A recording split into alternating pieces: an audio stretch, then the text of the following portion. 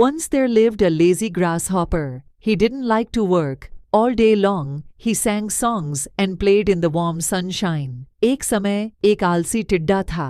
वह काम करना पसंद नहीं करता था। वह पूरे दिन गर्म धूप में गाने गाता तथा खेलता था। He, look at me. I'm as happy as can be. The grasshopper laughed at the hard-working ants as they worked day and night. He, मुझे देखो, मैं जितना खुश रह सकता हूँ उतना खुश हैं। टिड्डा मेहनती चींटियों को देखकर हंसता था क्योंकि वे दिन रात काम करती थीं। We are storing grain for the long winter ahead, they replied. The lazy grasshopper only laughed louder. Summer ended and the cold winter arrived. The wind blew strong and it started snowing. हम आने वाली लंबी सर्दियों के लिए खाना इकट्ठा कर रही हैं, वे बोलीं। आलसी टिड्डा केवल जोर से हंसा। गर्मी खत्म हुई तथा ठंडी सर्दी आ गईं। हवा तेज चलने लगी और बर्फ गिरने लगी। The grasshopper now began to worry. There is no food to eat, and zero grass, no flowers or leaves. I can't see even the tiniest fly or worm. What will I do?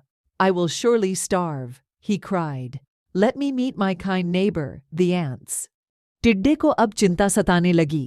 खाने के लिए कुछ भी नहीं है, न खाना, न घास, न फल और न पत्तियां। यहाँ तक कि मुझे छोटी छोटी मक्खियाँ या कीड़े भी नहीं दिख रहे। मैं क्या करूँगा? मैं अवश्य ही भूखा मर जाऊँगा, वह चिल्लाया। मुझे अपनी दयालु पड़ोसी चींटियों से मिलना चाहिए। The grasshopper remembered how the hard-working ants had stored away gain for the winter. He knocked at her door. Dear ant, I am hungry and cold. I have nothing to eat. Please, can you give me some food?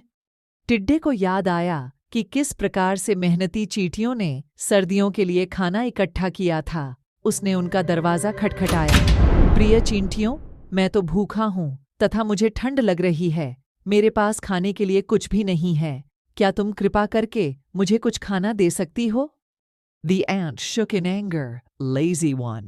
What were you doing all summer? You were only singing and dancing. You should have thought of the cold winter months ahead. Go away. She slammed her door shut. The lazy grasshopper was left as hungry as before. चींटी गुस्से से बिफर पड़ी। आलसी, तुम पूरी गर्मी क्या कर रहे थे? तुम केवल नाच और गा रहे थे। तुम्हें आने वाली ठंडी सर्दी के महीनों के बारे में सोचना चाहिए था। अब जाओ। उसने जोर से दरवाजा बंद कर दिया। आलसी टिड्डा पहले की तरह ही भूखा रह गया। From this story we learn that we should make good use of time, otherwise we may have to face difficult problems. इस कहानी से हमें यह सीख मिलती है कि हमें समय का सदुपयोग करना चाहिए, नहीं तो हमें कठिन समस्याओं का सामना करना पड़ सकता है।